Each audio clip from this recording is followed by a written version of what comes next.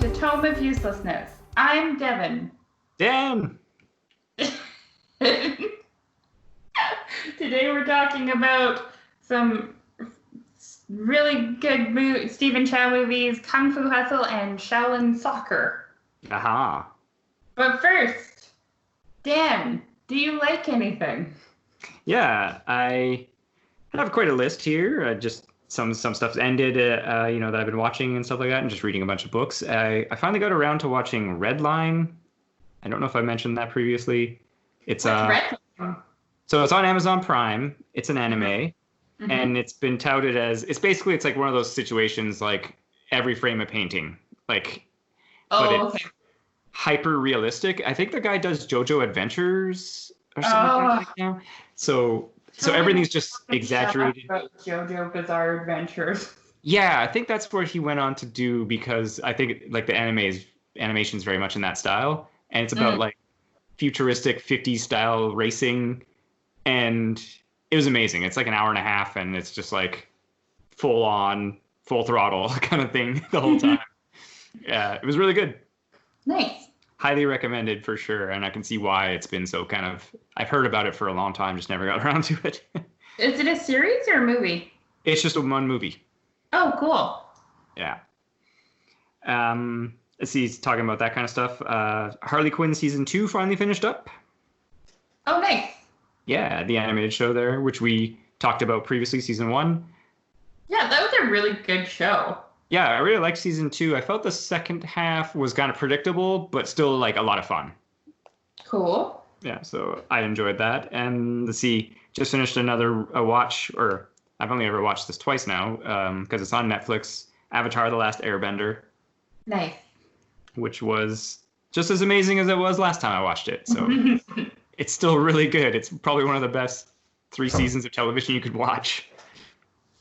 Oh, cool. I've never seen it.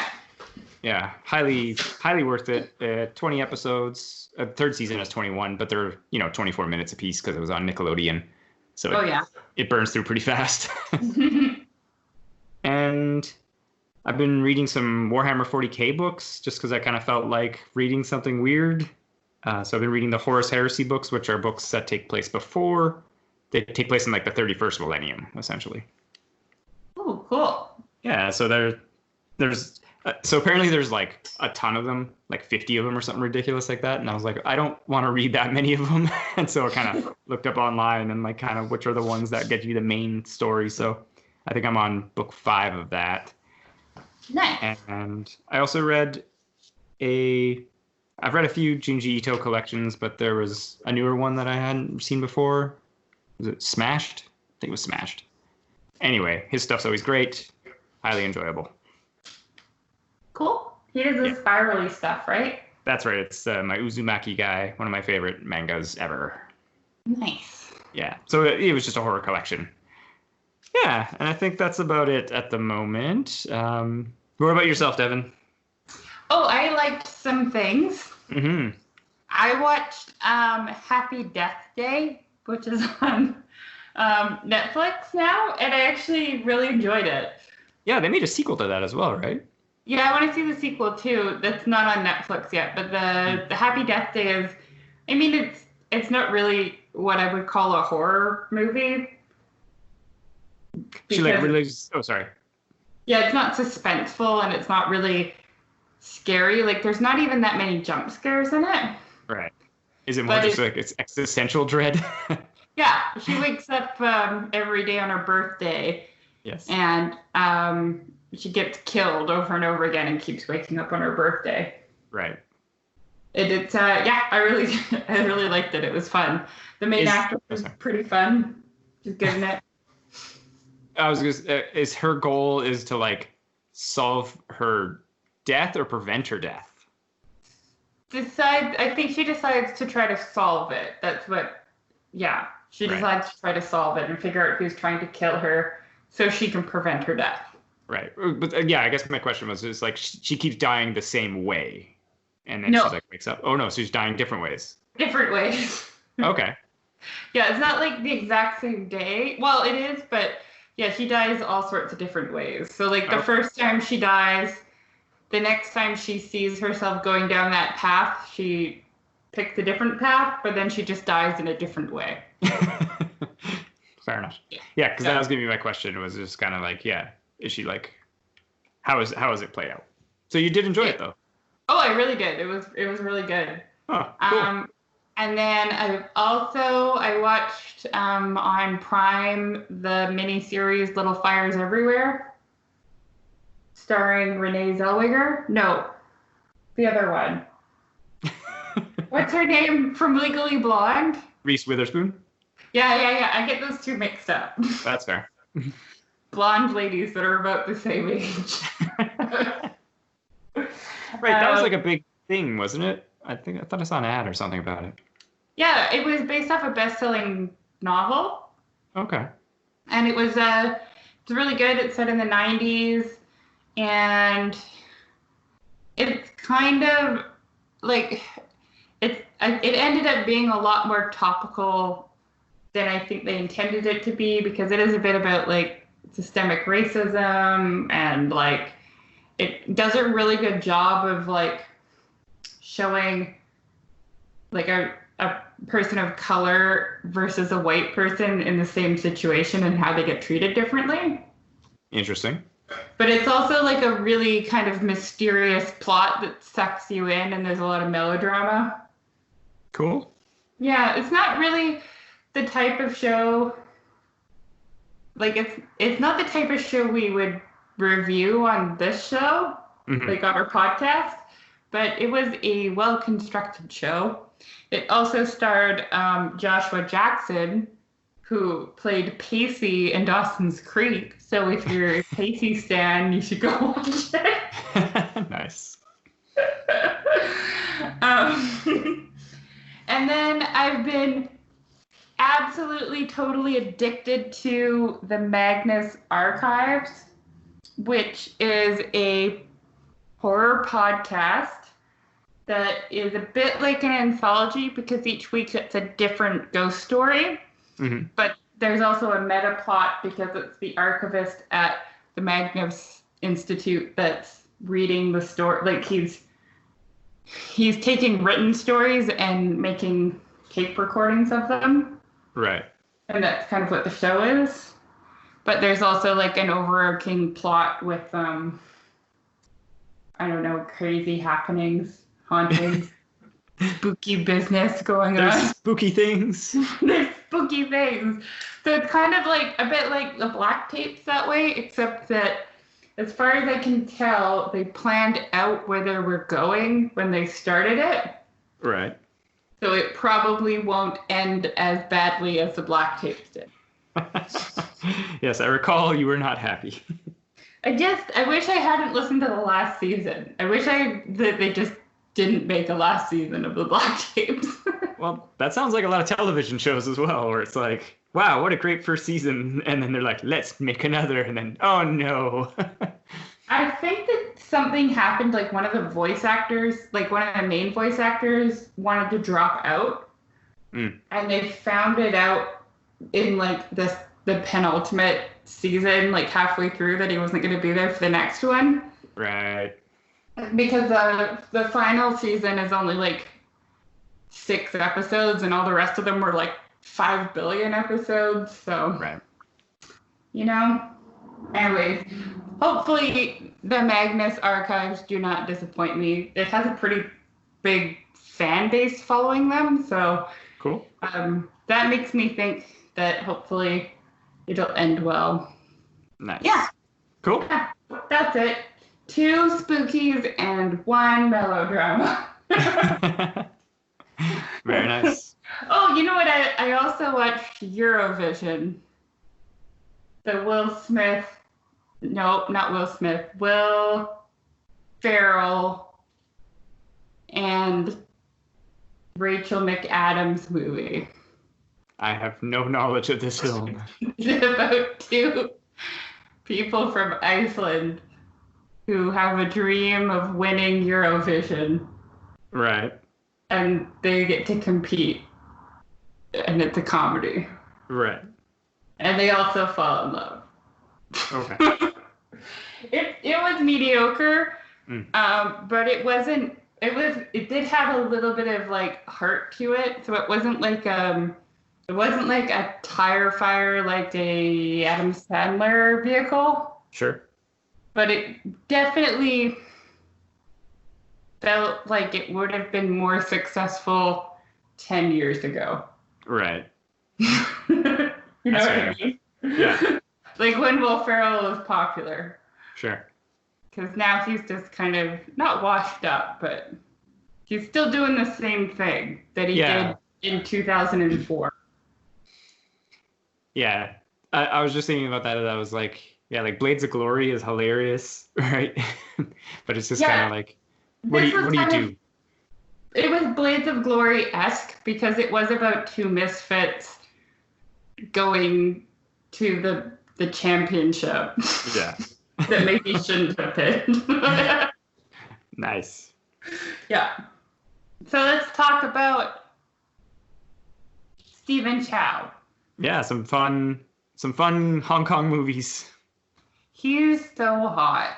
I think he's just so dreamy in these movies. I absolutely love him. Well, and it's crazy, especially in the Kung Fu or Shaolin Soccer.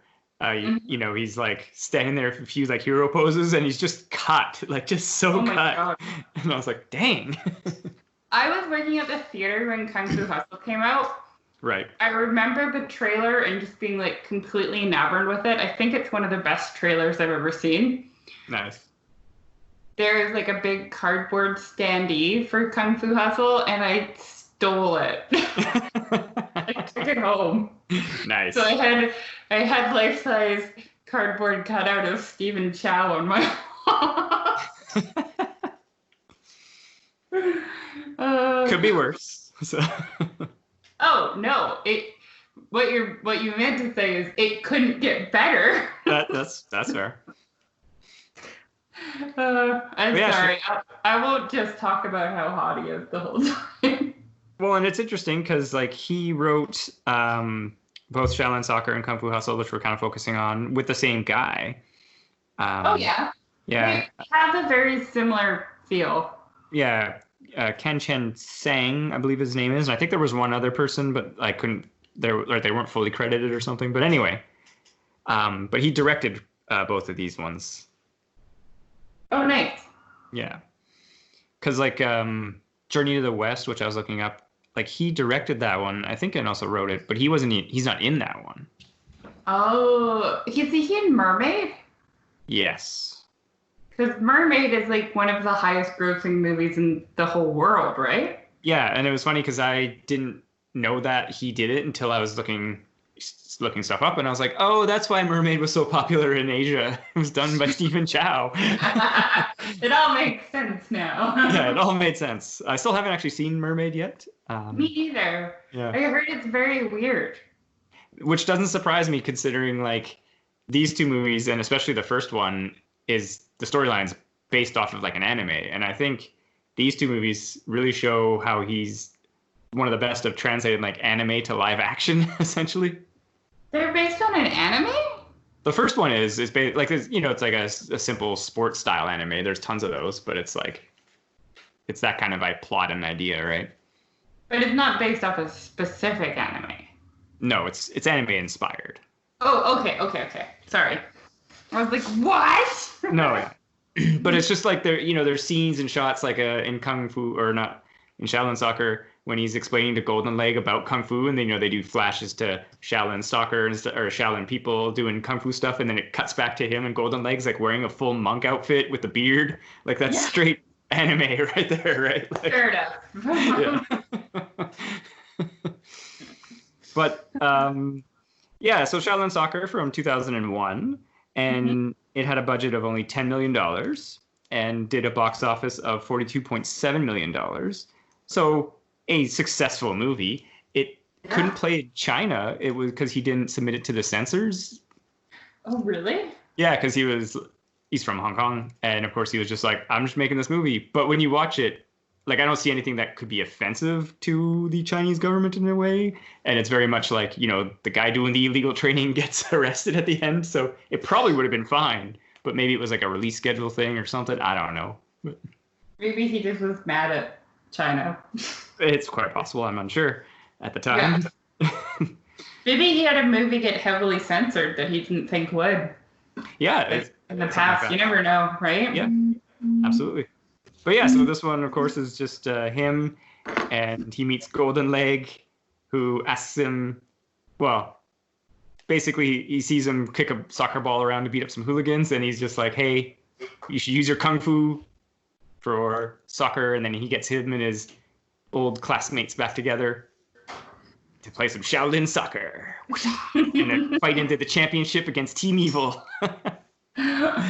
Oh my god, this movie has so many funny moments in it. Absolutely. Like when the fact that the other team is named Team Evil. Yeah. I love it. But also when they're doing the montage of playing the different teams, and there's that team that's like obviously all women, but they with have mustaches. like mustaches for some reason. Yeah. So good. And I like some of the execution and stuff where, like, because the first time he's trying to promote kung fu, and he goes to the guy who works in the bar or the club, and he's like, hey, let's do like a song together, and it goes horribly, and then he approaches him again, and they do like the horror shot of him chasing him, and he's like throwing things at the camera, and he's like, just get away from me, and he's like tripping over things, just stuff like that. It's just hilarious, right? Yeah, it's a movie that like doesn't really fit any like Western genres. Mm-hmm. Because like, is it a sports movie? Is it a comedy? Is it an action movie? And it's like kind of all those things, but then it also has like just so much heart. Like it feels like a movie that everyone was excited to make. Yeah. And I think this is where I was leaning on like I said, like so very much like anime inspired, because as an anime fan, you see this kind of thing before, but it's like you said, to an uninitiated audience, it's just like, what is happening? Like when they're crawling through on the soccer field, and it's like they're crawling through the trenches. Admittedly, for me, that is probably one of the funniest scenes I've ever seen in like cinema. It's so funny. Like, I remember the first time I saw that, I just couldn't stop laughing. Because it just starts so just like they're playing soccer and it's going horribly wrong, and then he's like crawling on the ground and he gets to each single one and they're like, dying. And like you said, he puts on a helmet and then he's given like a gun and he's just like, oh my God. And it just escalates. And it cuts back to him and he's got like a shoe and a stick. Yeah, basically.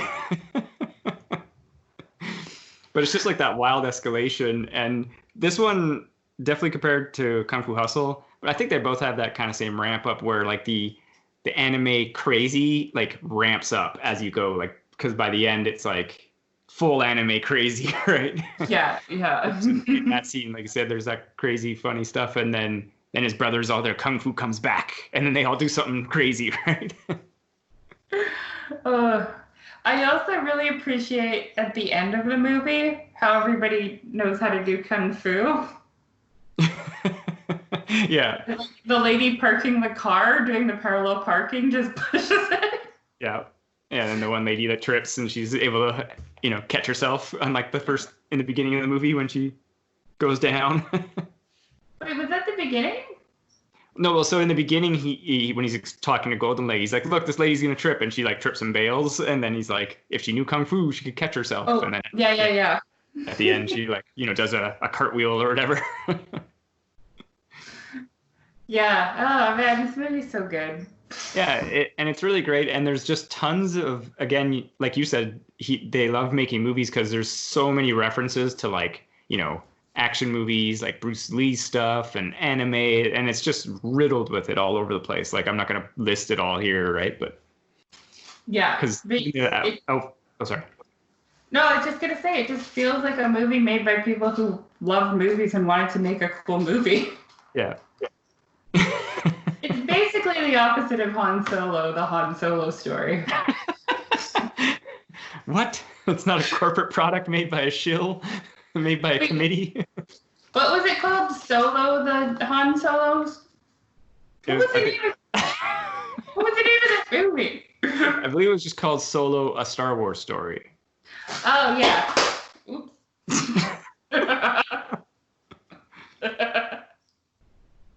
But I could be wrong. But I think that's what it was. Yeah. I just can't remember because it's stupid. Mm-hmm. But yeah, there's some great stuff and some great, like I said, anime stuff, inspired stuff at the end when they're playing against Team Evil, because they're doing kicks and the ball catches on fire and wind powers and crazy evil lightning stuff. And the yin yang, like goal keep. Yeah, she uses her Tai Chi Kung Fu powers. So yeah, just like it amps up to just full on Kung Fu crazy. Yeah, it's so good. Yeah. Oh. And then, yeah, like I said at the end, the coach for Team Evil, Golden Leg, worked for him for 20 years, and he's like, maybe I could coach a team now. And he's like, no, man, you're terrible. You're out. He fires him, so that's why he kind of wants to get back and get revenge. Mm-hmm. And like I said, the newspaper clipping at the end, it's like, coach of Team Evil, like, charged and imprisoned for illegal training. And I'm like, what does that even mean? Isn't he training them in a pool at some point? Yeah, we don't get a lot of montage of them training, but the one we do get is them in a pool, and a guy like kicks like a metal ball or something, and then there's a huge water splash. And they're evil.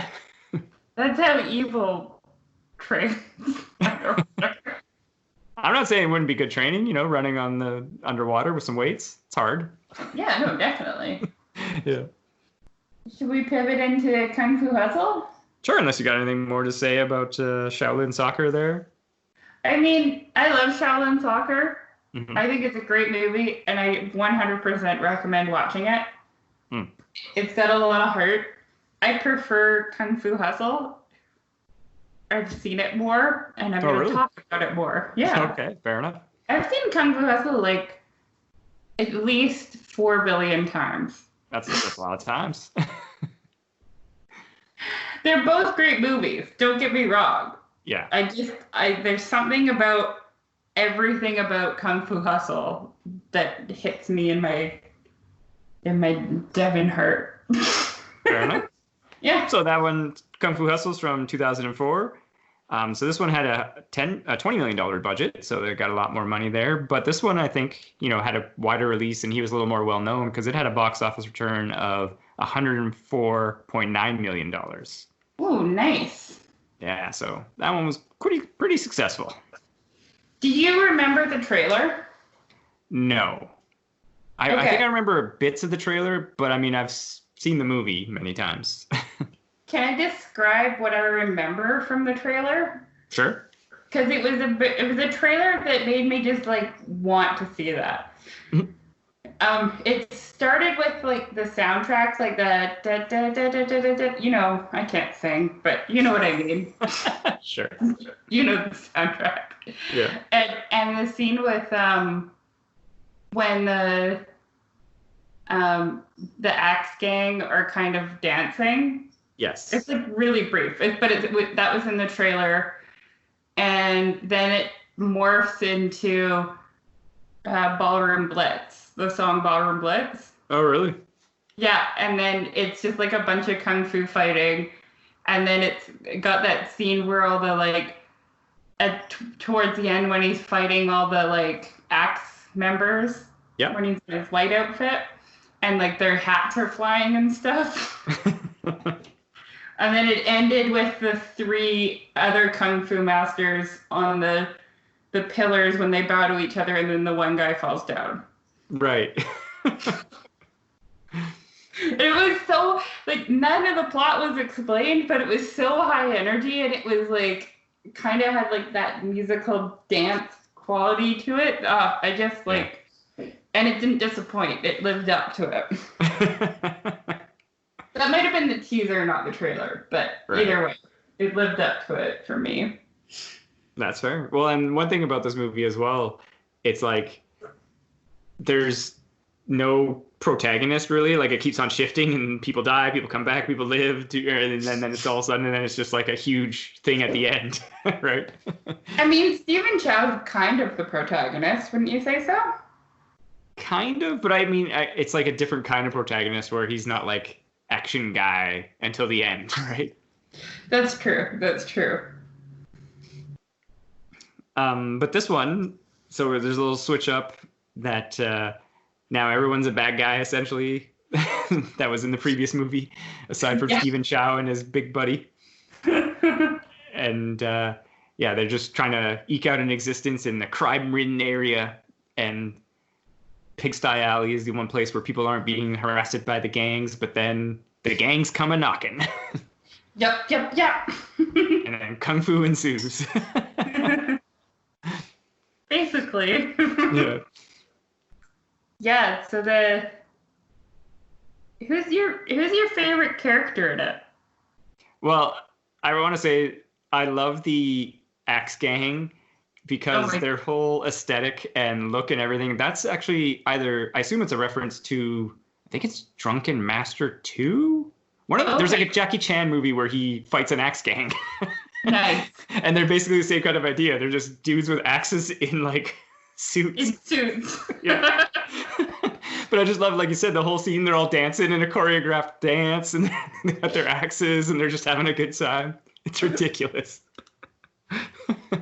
The movie opens with a gang boss at the police station, and he's kind of bullying the I don't know, what's the head police guy called? Commissioner? Like the chief. Yeah, it's like the chief or something along those lines. Yeah, he's kind of like bullying him, and then they leave, and everything is empty, and then they like hear some people coming, and they realize it's the Axe Gang, and they try to get back in the police station, but they've locked it all up. Yeah. And then he gets murdered, yeah. The guy, and then his wife is kind of like, "Let me go, please," and he's like, "I don't kill women," or something like that. And then as soon as she turns around, he shoots her with a shotgun. Yeah, he waves off camera and a shotgun's given to him. And he just blasts her. Yeah, and then he does this stupid little dance. Yeah. So it does a really good job of establishing who the bad guys are. Well, but we had text in the beginning also telling us there were bad people around. So. That's true. But yeah, and I think it's the goalie from the previous movie, right? And he's just like, yeah, Axe Ganging it up. He's so good. He looks so good as the Axe Gang leader. Yeah. Well, and just the way he interacts with like the other guy, the crony, when they're watching the one fight, he keeps on like hitting him to get out of the way and stuff like that. Just hilarious and over the top. Is it supposed to be like the 1940s? I believe it's something like that. It's like an undefined time. But I think it's yeah. I would guess it's like post World War II because there's some Western inspired clothing. Maybe. Like North American, right? Well, then that would make it like 46, 50s? 47. Yeah. Yeah, that tracks. So then after that, we head to Pigsty Alley, where we get like a snapshot of all the characters that live there. They do a pretty good job of foreshadowing the three masters, I thought. Yeah. Like we get to interact with each of them a bit. There's the noodle maker, there's the tailor, and there's the guy that carries stuff. What's he called? Yeah, I don't know. Yeah, is he doing anything else or is he just carrying stuff? He just carries very heavy things around. Right. And then we also get introduced to the landlady and her husband. Yeah. And the landlady is pretty much my favorite character in the movie. Yeah, I was reading that the landlady and the landlord, when they introduce themselves later in the movie as like the fated lovers. Yeah, the fated lovers. That's like a reference to a thing, of course, but it's like in that story, the woman was, a beautiful princess type, and the guy is like the Prince Charming, whereas of course the character's, she's a bigger lady and wing curls, yelling at people all the time, and he's like this lecherous, skinny man, right? Yeah, I love any fight scene they're in. Well, and again, this was like I was saying, that ramp up where it's like I never expected them to be involved in the kung fu, and then when they finally do start busting it out, it's just crazy, right? Yeah, like, so we're going to jump around in the story. I'm going to assume that you can go back. No, I'm going to assume people don't care about spoilers. Yeah, I assume it's from 2004. It's almost 20 years old, people. Yeah. Get a grip. So, at one point, so basically the landlord and the landlady beat up a bunch of axe gang cronies, henchmen.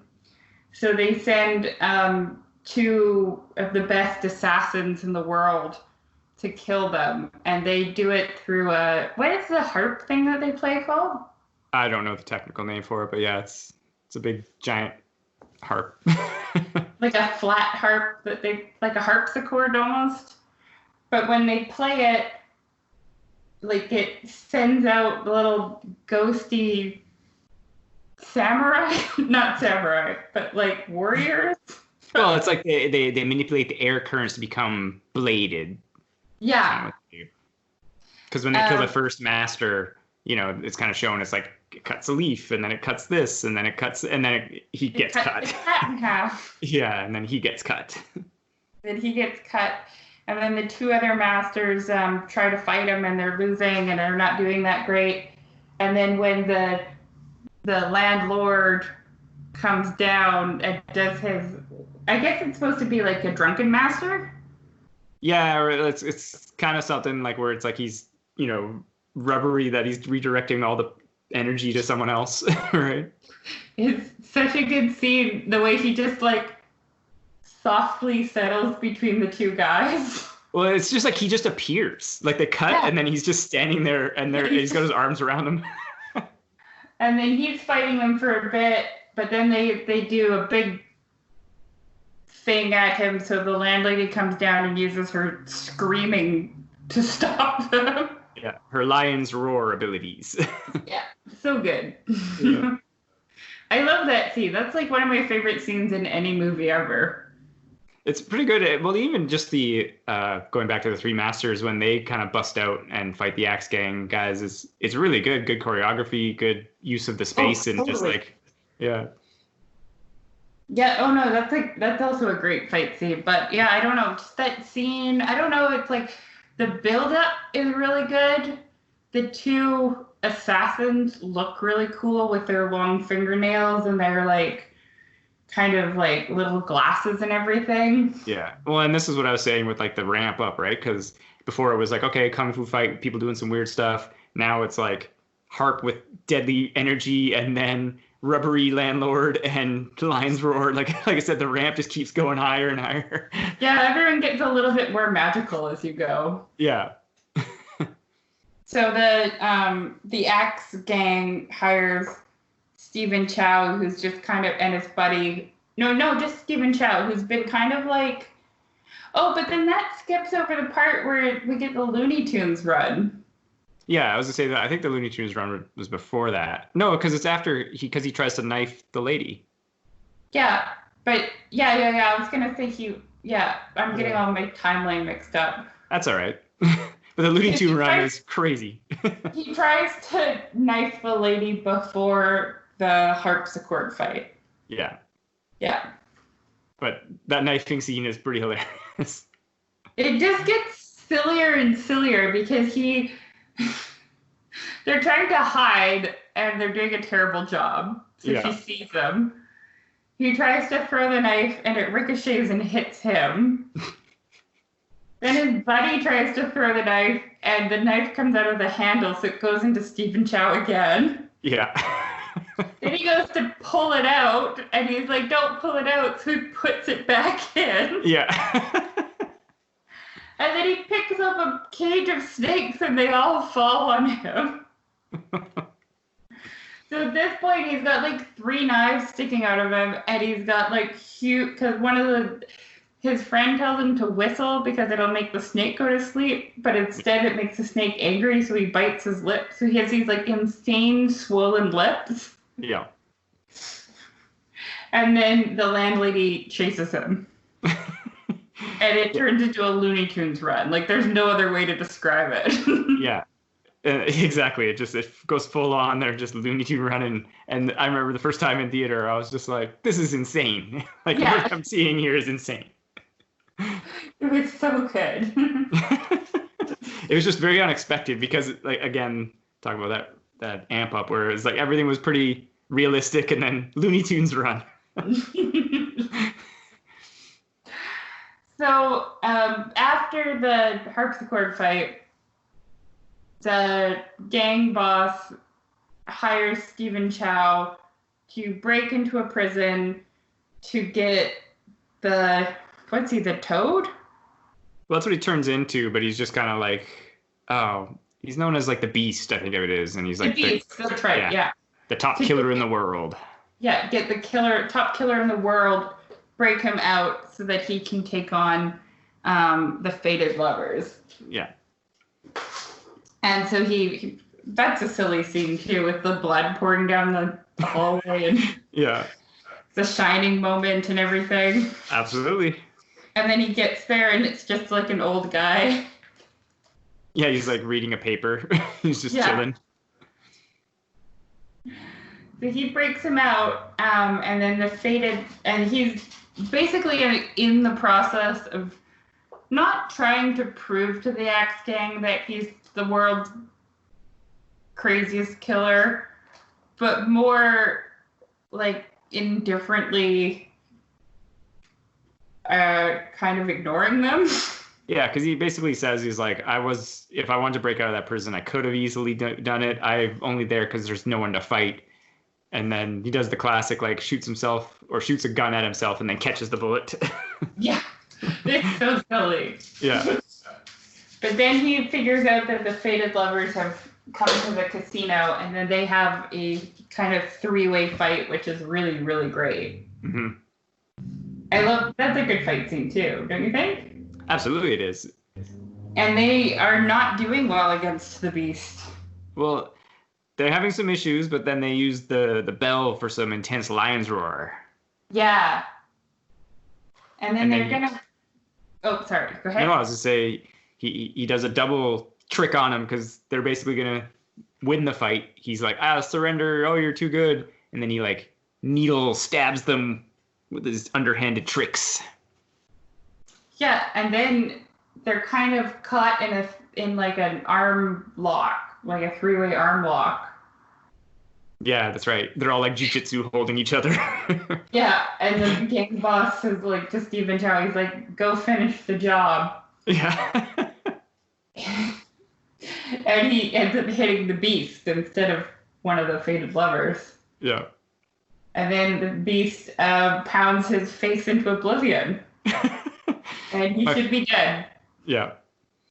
I would say my favorite course is like, he punches him a few times and then he's like, why would you hit me, blah, blah. And then his arm comes up with like a little stick and he's just like, boop, on his forehead again. Oh my God, it's so great. Yeah. So then the fated lovers carry him away, and it should have killed him, but instead it realigns his chi, and it becomes the one. He neos it. Yeah, he becomes the Buddha Palm Master. Yes. And then all the henchmen and the Beast show up at Pigsty Alley, and it's a really fun fight scene. Yeah. Well, just that first initial clash when he kind of steps out, and then, like you said, he totally neos it because they like swing at him, and he's just like does like one sidestep and hits, and then they all just go flying. I actually I'm sure you feel this way too, but like as a person with some martial arts training, I appreciate that he doesn't just come out doing wire fu right away. Yeah. It's like the fight scenes where he's like just avoiding punches is the most realistic kind of to me, Yeah, no, the fight choreography is really good, and like I said, that's what I was just saying. That it's just like that. He does like a simple step, like, and smashes the guy in like with an elbow. It wasn't like a big flashy move. It's just literally like bam, and the guy's just like ah, right. So it's good like conservation of energy. Yeah, and then like I said, it escalates up. And it gets very silly. And he not kills them, but he defeats them all. And then he fights the beast, who turns into a froggy. Yeah, that for me, the first time I saw that, and even on a rewatch, like I know it's coming, and I'm just like, this is just, it's ridiculous. And I suppose that's the point, because it just, he's all like, does the big blowing out chin and his legs, and I'm just like, oh my god. And then he gets punched into the sky, right? Yeah, he launches Stephen Chow up in an attack. And he goes so high in the sky above the clouds that he sees Buddha.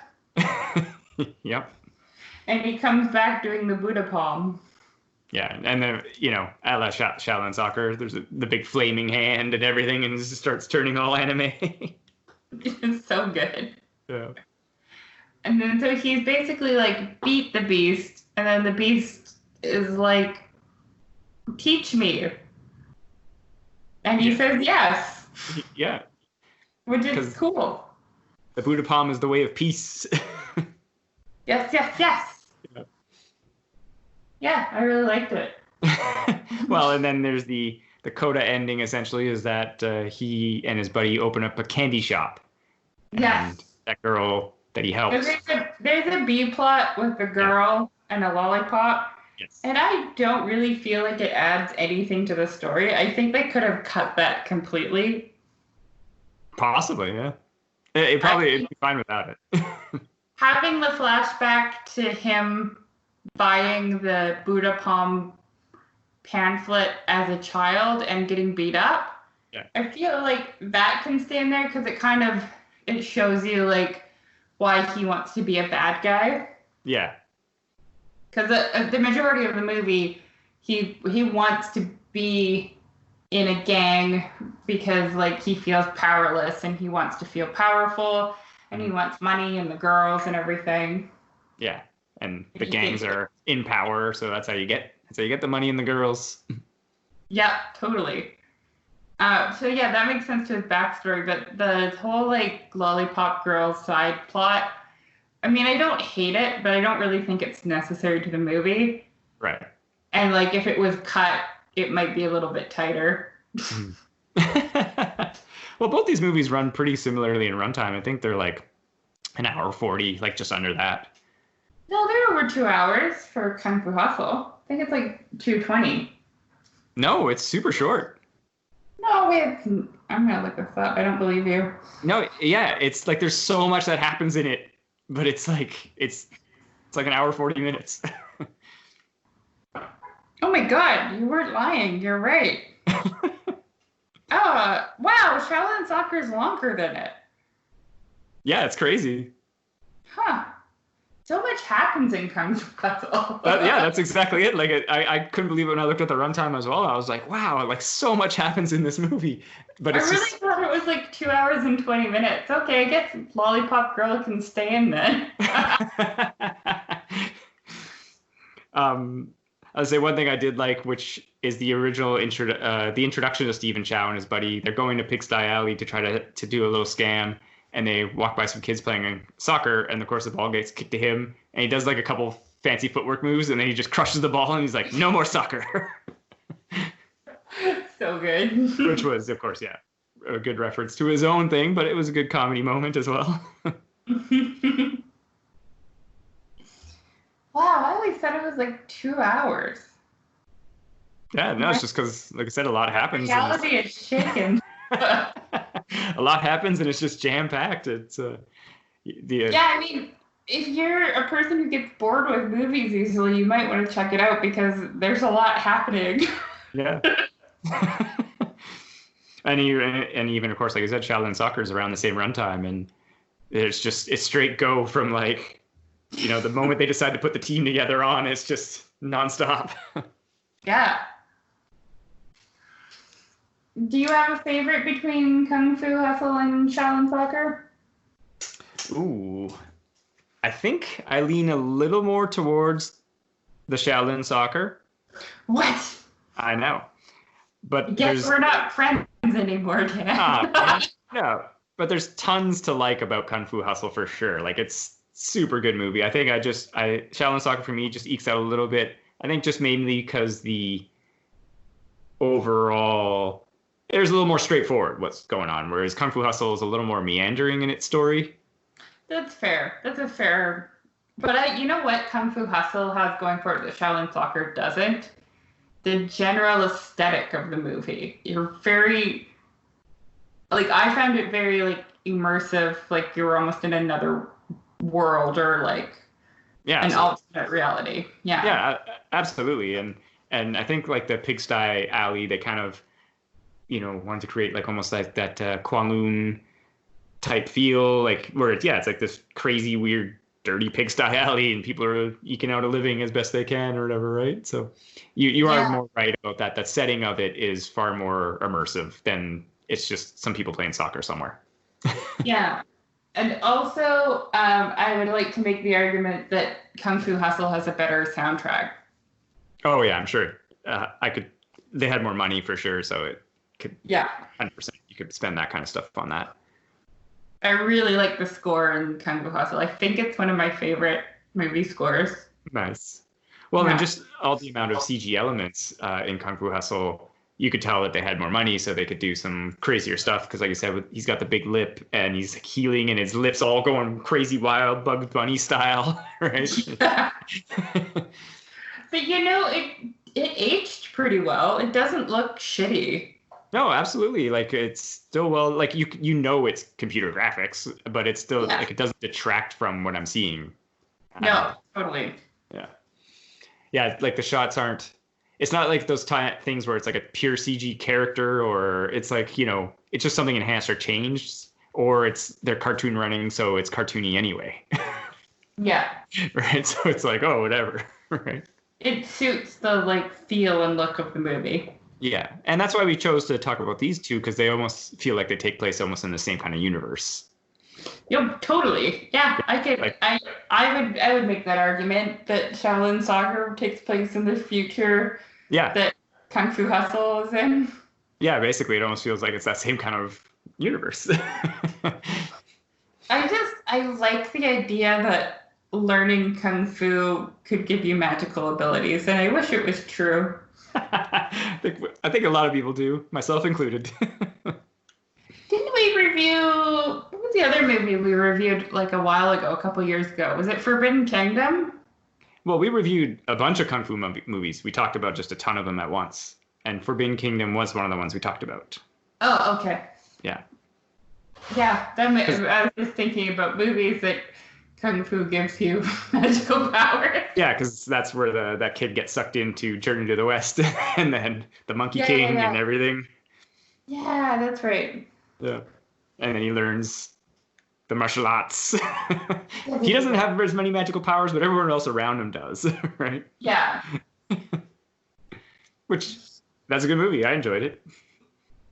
Oh yeah, it was a good movie too. Kung Fu Hustle is infinitely better. Fair enough. Like I said, just wish that doing Kung Fu would give me magical powers. I'd even settle for Tai Chi giving me magical powers. sure. I'm sure if any martial art out there gave you magical powers, people would be doing it. That's fair. Yeah. And it would be the most popular martial art on the planet. You did Aikido, right? Aikido, yes. Yeah. I did Ishinuru. I got no magic. Did you get any magic when you were doing it? No, but I felt pretty good doing it. Yeah, I felt really good doing it too. Maybe the magic was the friends we made along the way. As they always say, right? It's the journey, not the destination. That's right. But also I want magic powers. Yeah. Unfortunately, not to be. We'll have to just start our own axe gang. Oh my gosh, yes. I don't have an axe, but I do have a shovel. And I have pruning shears. Oh yeah, yeah. No, I was saying I think as I remember it, because the X Gang, like I said, being in that Jackie Chan movie is again, it's the same kind of scenario where there's like hundreds of dudes that attack like Jackie Chan and like two other guys, and Okay. the only thing that happens is one guy gets axed, and it's not Jackie Chan. Of course, it's not Jackie Chan. It's his movie. Yeah, but it's just it's a hilarious thing where it's like hundreds of dudes attack and only one guy gets hurt a little bit. Uh, Which is what was portrayed in this movie almost. yeah, basically. Yeah.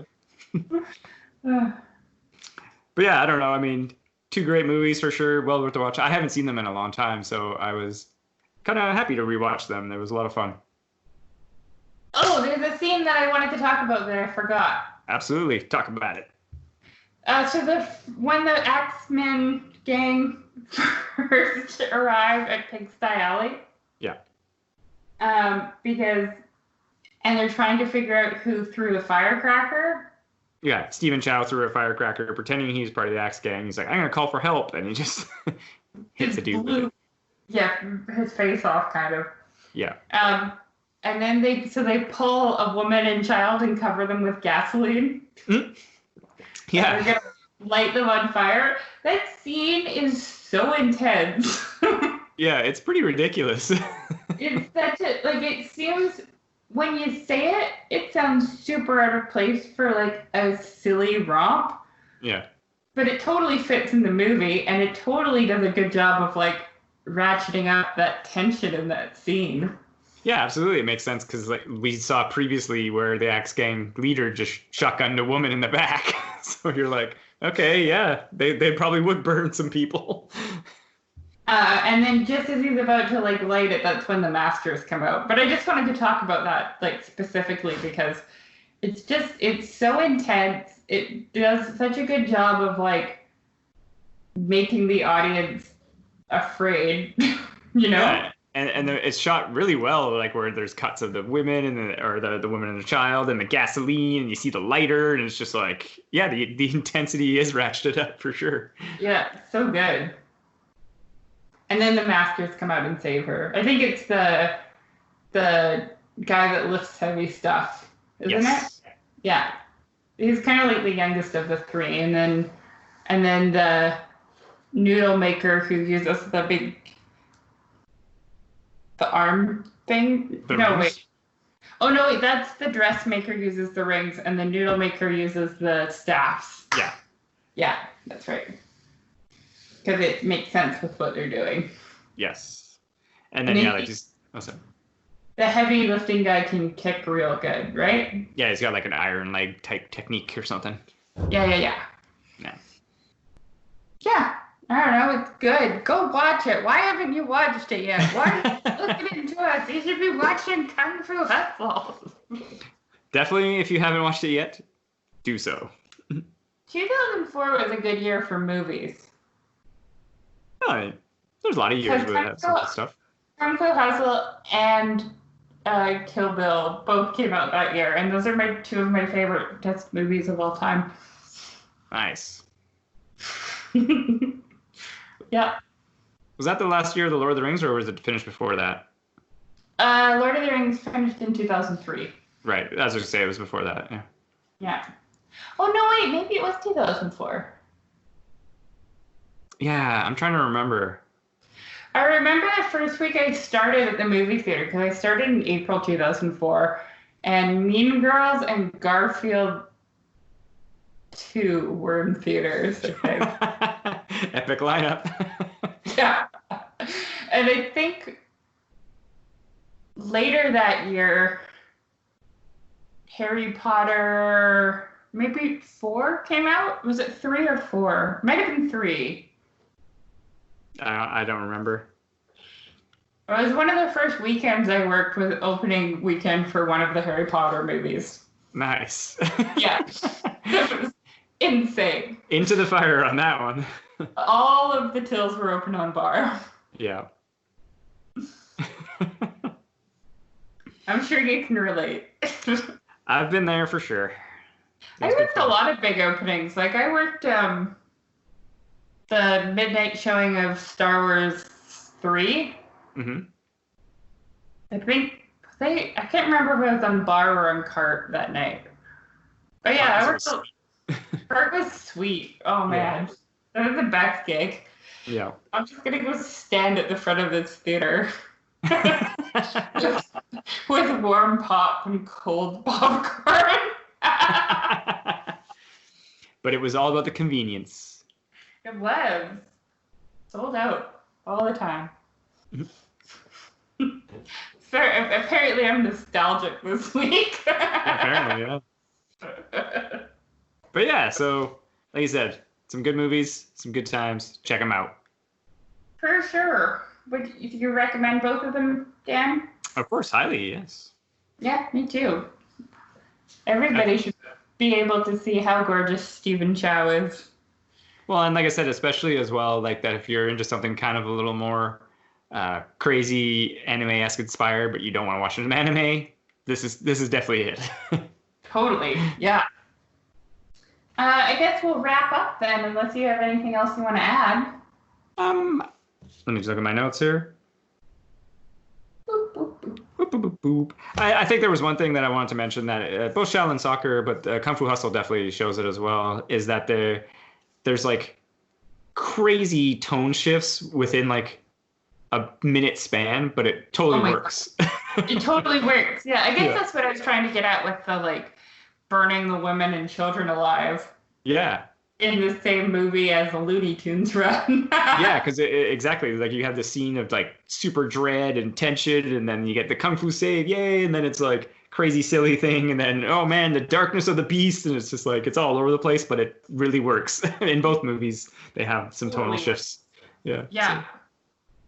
And I think in other movies it doesn't work, but here it does. Yeah. Yeah. I agree. High fives. Indeed. Good stuff. Okay, so if we're done, you can find us online on social media. Tome of Uselessness. We also have a website, tomeofuselessness.com. You can email us, tomeofuselessness@gmail.com. And you can call Dan on his personal cell phone at 609. Just kidding. You can't have Dan's number. Not like I'd answer it anyway. Oh, that's true. Well, they could text you. Oh, that's fair. But they can always email, and I do check that. Oh, nice. Send us requests. Ask us. You can tell us what you want us to review. We might listen to you. We also might not. Topic suggestions, questions, comments. Pokemon? Do you want us to rate Pokemon? I kind of want to do another commentary again. That was a lot of fun.